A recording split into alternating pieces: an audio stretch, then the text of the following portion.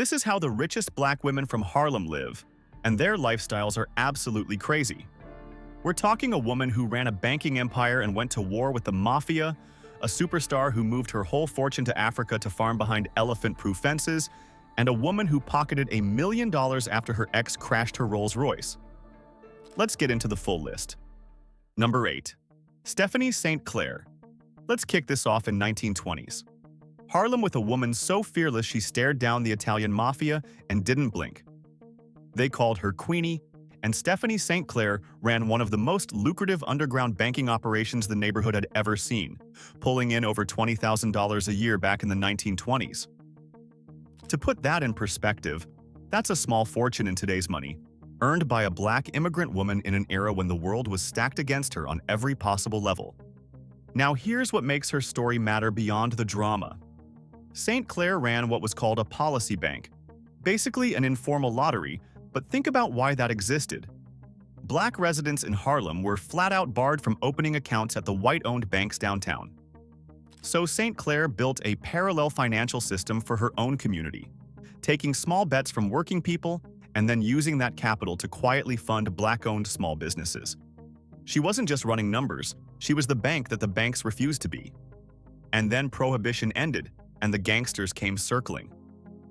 Dutch Schultz and the Luciano crime family decided they wanted Harlem's rackets for themselves, and they fully expected this woman to just hand it over. She did the exact opposite. Alongside her legendary enforcer, Bumpy Johnson, St. Clair fought back hard, sabotaging Schultz's front businesses and feeding intelligence straight to the police to take him down. Imagine the nerve that takes. A woman going to war with the most feared criminals in New York and actually winning ground. And the part I respect most? She used her fortune as a weapon for her people.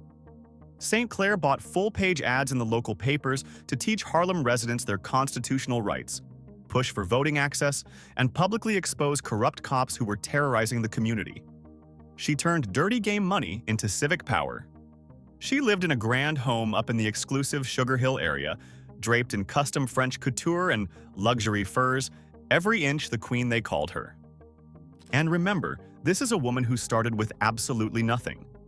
Born of African descent in Guadeloupe, she lost her mother young, scraped together passage to immigrate to the Americas, and arrived in New York with little more than her wits and the fact that she was sharp, multilingual, and utterly unwilling to be pushed around. She carved a kingdom out of a city that wanted her to disappear. Queenie ran the streets out in the open with a fortune everyone could see.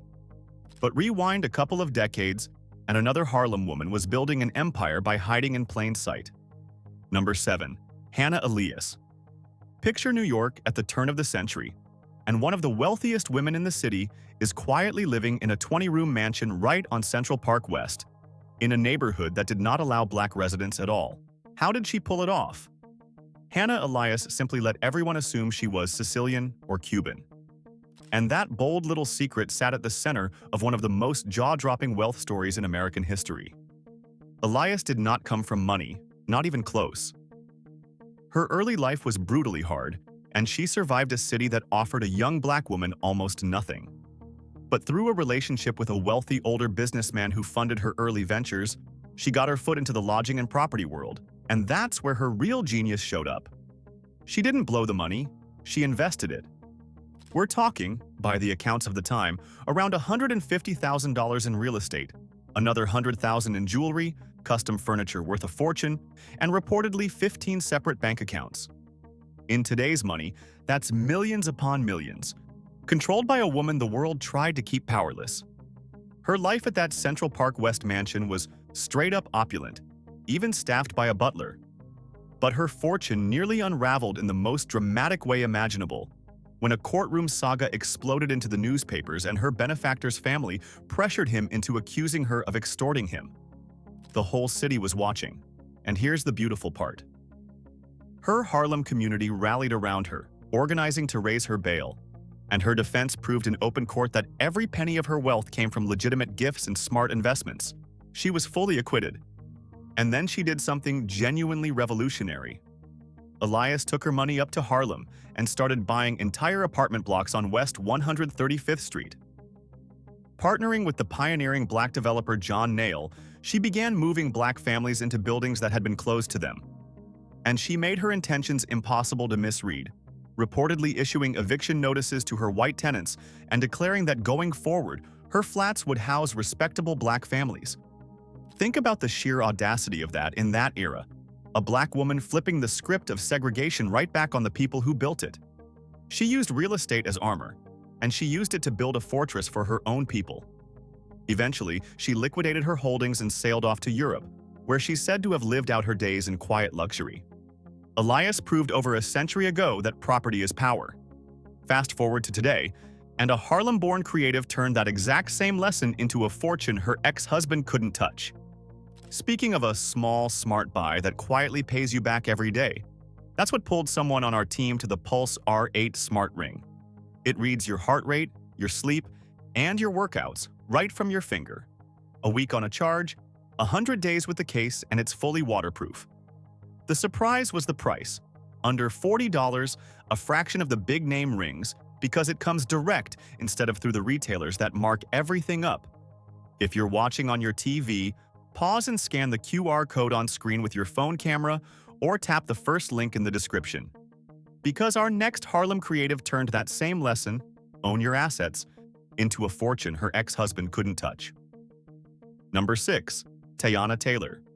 If you want a masterclass in why owning your assets matters, look no further than Teyana Taylor, the singer, dancer, actress, and creative director who grew up right in Harlem, where her parents were active in the National Black Theater. Because Teyana learned a hard lesson about leasing versus owning, and she turned that lesson into serious money.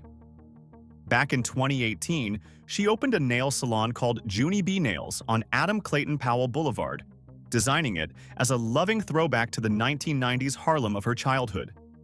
But then, the pandemic hit.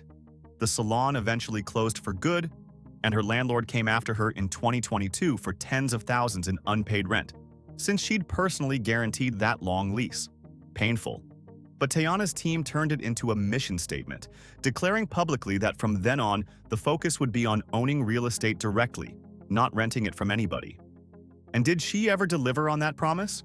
Her 2025 divorce settlement from former NBA player Iman Shumpert became the stuff of legend, and the court filings tell an incredible story. By that point, Teyana's monthly income from acting, reality TV, and directing under her pseudonym Spike T was reportedly clearing $94,000 a month, comfortably outpacing her ex-husband's post-career earnings. So when the dust settled, she didn't just survive the split, she walked away loaded. Here's what the settlement reportedly handed her. She kept 100% ownership of her production companies. She secured a real estate portfolio of 4 upscale properties valued at over $10 million, including the Georgia mansion from her reality show. And here's the detail that broke the internet. A one-time $1 million payout that, by her account, was court-ordered after Shumpert crashed her $400,000 Rolls-Royce and never replaced it. $1 million for a wrecked car. She also kept a fleet that included a $300,000 Maybach, all of which she proved she'd paid for herself, plus full child support and private school covered for her 2 daughters. Teyana walked out of a marriage richer than she walked in, with her empire fully intact. Our next queen wasn't nearly so lucky, at least not when her own marriage fell apart. Number 5. Mary J. Blige. Some people are royalty by accident. Mary J. Blige earned her crown. The queen of hip-hop soul signed to Harlem's legendary Uptown Records back in 1988, and her 1992 debut, What's the 411, literally rewired popular music by fusing raw hip-hop with deep soul. 8 multi-platinum albums, 9 Grammy Awards, and a second act in Hollywood that just keeps growing, with standout roles in hit series and even an Oscar-nominated turn playing alongside the story of Aretha Franklin. On top of that, her own production company, a jewelry line, a signature lipstick with a major beauty brand, the woman built a genuine empire from the ground up. Her net worth has been pegged anywhere from a few million to as high as $45 million, depending on who's counting and when. But here's the twist that makes her story so human. For all that success, Mary's fortune got pushed to the absolute brink, and the culprit was a devastating divorce. She married her manager in 2003, filed to end it in 2016, and what followed was one of the messiest, most financially draining splits in entertainment. According to court documents, the numbers were staggering. Her ex initially demanded over $120,000 a month in spousal support, reportedly to maintain a lifestyle that included a private chef and a personal trainer. Mary was temporarily ordered to pay $30,000 a month, plus his legal fees. And in those same filings, she revealed the marriage had left her buried under more than $10 million in debt, along with millions in unpaid taxes. Let that sink in. One of the biggest stars in the world, a 9-time Grammy winner, suddenly drowning in red ink. So what did she do? She did the most Mary J. Blige thing possible. She went back to work. She hit the road on tour immediately, grinding through show after show specifically to keep herself from defaulting, refusing to let the situation sink her. And in 2018, she finally settled the whole thing out of court, agreeing to shoulder the marital debt in exchange for cutting off those ongoing support payments for good.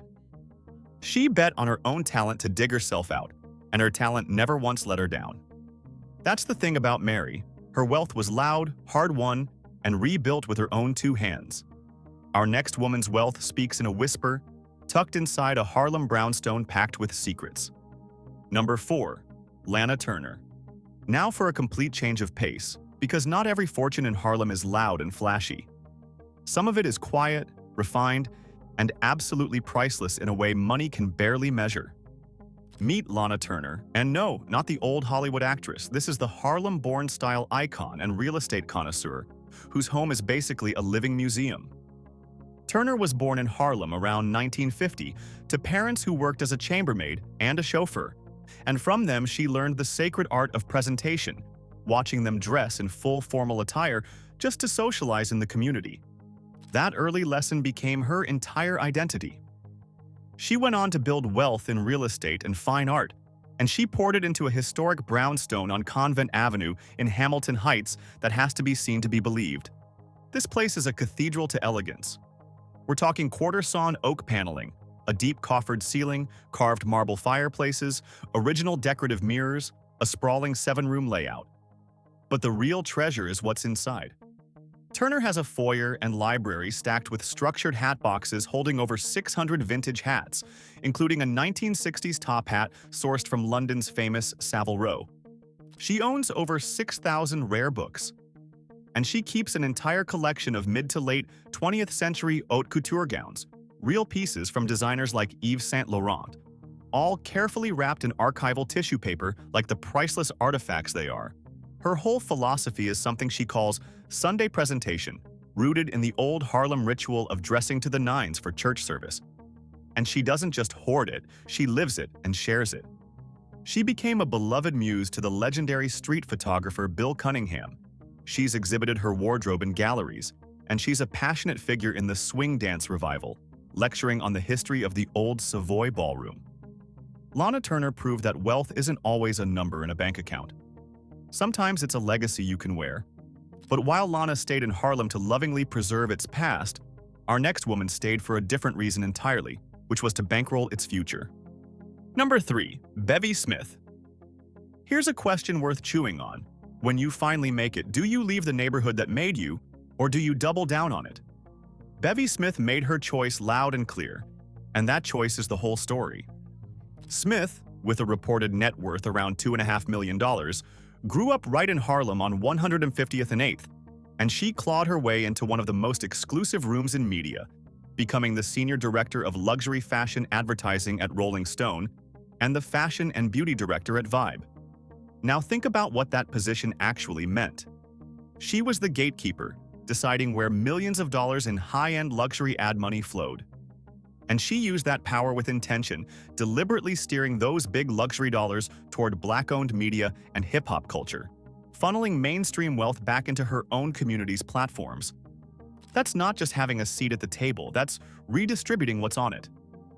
From there, she built her own media brand entirely, hosting a show on Bravo and her own program on SiriusXM, turning herself from the woman behind the campaigns into the star of the show. She became a recognizable voice, an author, a personality, all on her own terms. But here's what defines her lifestyle, and it's deeply intentional. Bevy Smith refused to move downtown to fancy Manhattan when she could easily afford it.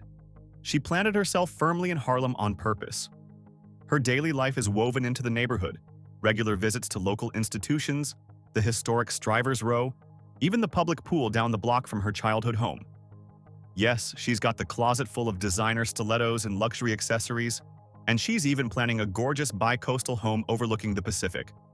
But her heart and her money stay rooted in Harlem, where she funds Black history education and local arts.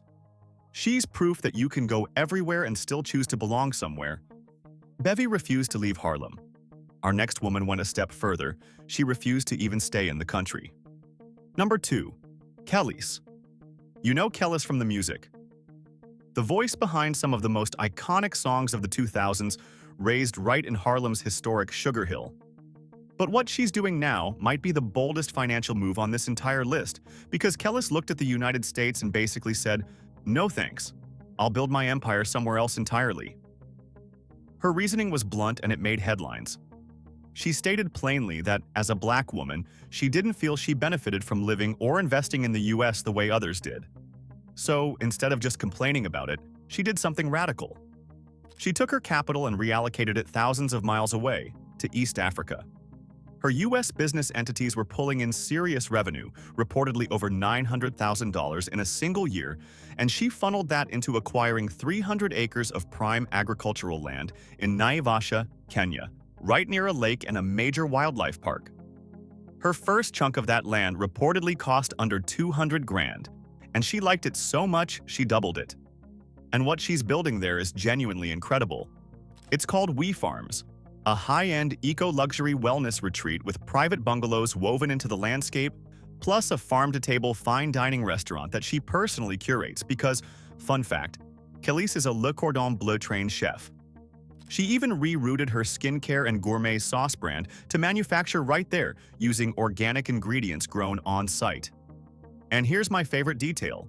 She installed advanced solar-powered fencing specifically engineered to keep roaming elephants and giraffes out of her onion fields while still respecting their migration paths. A pop superstar problem-solving around literal elephants. Now, it wasn't all smooth. In late 2024, she faced online backlash, with some critics accusing her of land encroachment and even fresh colonialism. But Kelis pushed back hard, verifying her legal land titles and pointing out that her farming operation employs 95% local talent. She's now raising her 3 children there, in an environment she describes as safer and more respectful of Black life than what she left behind. Sit with that for a second. A woman born and raised in Harlem decided the freest place to build Black generational wealth wasn't America at all, it was Africa. That's not just a business move, that's a whole philosophy. That's wealth voting with its feet. Kelis took her fortune out of America to find freedom. Our final legend did the exact opposite over 100 years ago, and in doing so, she became the first of her kind in all of history. Number 1. Madam C.J. Walker. We finish with the woman who started it all, the original blueprint, the foundation that every single name on this list is quietly built upon. Madam C.J. Walker, born Sarah Breedlove, is widely documented as the first self-made female millionaire in America. Not the first Black female millionaire, the first self-made female millionaire, period. And she did it as the daughter of formerly enslaved people, in an era designed to crush her at every turn. Her empire grew out of a real problem. In the early 1900s, with indoor plumbing scarce, scalp infections and hair loss were rampant. Walker, who'd been introduced to the hair business by her barber brothers in St. Louis, developed her own scalp care and hair system. Now, was she the only one in this game? No. She had a fierce rival, and historians note that neither of them technically invented the underlying formula. But what set Walker apart was pure business genius, her marketing, her branding, and most importantly, her distribution network. She built an army of Walker agents, Black women who sold her products and earned real income, creating economic independence for thousands of others along the way. In the mid-1910s, she planted her flag in Harlem, buying a historic townhouse on West 136th Street and turning the ground floor into a luxury salon and a training school for her beauty culturists. And she did this in direct defiance of white property owners who were actively scheming to block black families from buying in the area. She didn't ask for permission, she bought the building. And here's a question worth sitting with. How many people, even today, build their fortune in a way that lifts thousands of others up alongside them? Because that's exactly what her sales agent network did, turning ordinary black women into earners with real independent income at a time when that was almost unthinkable. And her wealth was spectacular. She owned custom luxury automobiles at a time when most Americans had never even sat in a car. She built Villa Lawaro, a stunning 34-room Italian-style mansion just outside the city, constructed specifically to stand as undeniable proof of what black economic power could achieve. After she passed, her daughter inherited the fortune and transformed their Harlem townhouse into a legendary cultural salon nicknamed the Dark Tower, which hosted the greatest artists and writers of the entire Harlem Renaissance. And that's the thread tying all 8 of these women together across more than a century. Whether it was a policy bank, a real estate flip, a divorce settlement, a Kenyan farm, or a jar of hair ointment, every single one of them built a self-determined empire in a world that told them they couldn't. Madam Walker just happened to do it first. And that's how Harlem's richest black women really live. Did you notice the one common thread running through every era? From banking the unbanked, to buying up blocks, to walking away from marriages with empires intact, to literally relocating fortunes across oceans, these women never just chased money. So, which of these women fascinated you the most? The queen who fought the mafia, the star farming behind elephant fences, or the legend who started it all? Drop your thoughts in the comments, smash that like button if these stories moved you, and subscribe to Black Status because we drop stories like this every single day.